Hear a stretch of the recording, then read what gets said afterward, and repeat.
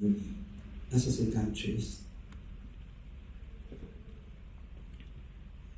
Siyempre, hindi ko in-expect to, no?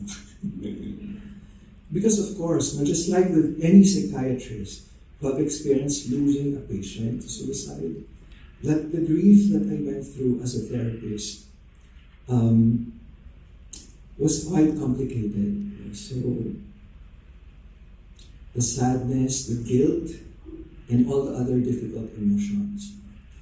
And another interesting thing here is that when I did a post-incident stress debriefing with the parents, I think they ended up reassuring me more than I reassured them.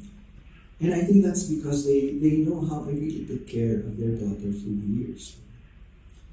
But what we're trying to say here is that everything that we do in psychotherapy should respect our patients' subjective realities.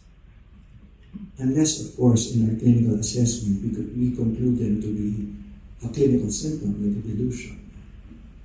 But for instance, embracing my patient's sensibility and spiritual experiences and beliefs, I think was a critical part of the effectivity of our psychotherapeutic process. So in conclusion, the psychospiritual aspect of the biopsychosocial spiritual paradigm affirms that the transpersonal self, which again the self with a capital S, this can never be lost because we are never deprived of the divine presence, and that grace is always there.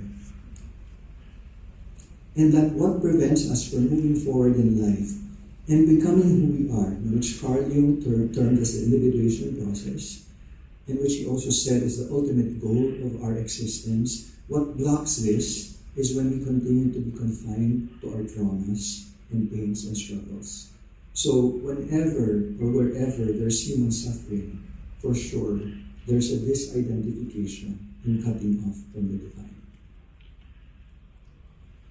So I thought of closing this session with this Irish blessing. So this is an excerpt from a book of blessings called To Bless the Space Between Us by John O'Donoghue, who is an Irish teacher and poet.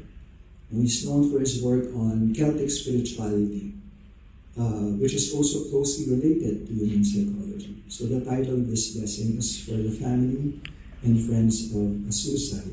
And it goes, May the angel of wisdom enter this ruin of absence and guide your minds to receive this bitter chalice, so that you do not damage yourselves by attending only at the hungry altar of regret and anger and guilt. May you be given some inkling that there could be something else at work, and that what to you now seems dark, destructive, and forlorn may be a destiny that looks different from inside the eternal script. May vision be granted to you to see this with eyes of providence. May your loss become a sanctuary where new presence will dwell to refine and enrich the rest of your life with courage and compassion. And may your lost loved one enter into the beauty of eternal tranquility in that place where there's no more sorrow or separation or mourning or tears. Thank you very much for your attention.